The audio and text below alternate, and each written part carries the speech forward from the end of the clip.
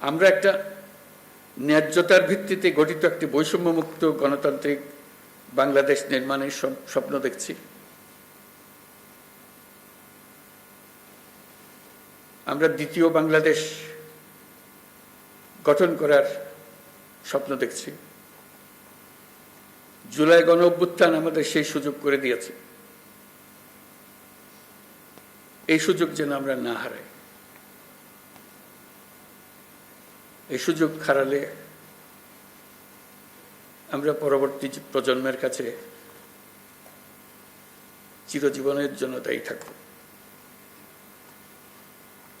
বিশ্বের বুকে একটি শান্তিপূর্ণ সমৃদ্ধ দেশ হিসেবে বাংলাদেশ মাথা তুলে দাঁড়াচ্ছে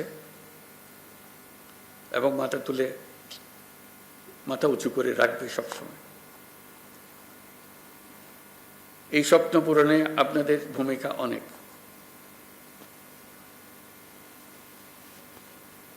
আপনারাই এই স্বপ্ন বাস্তবায়নের মূল শক্তি।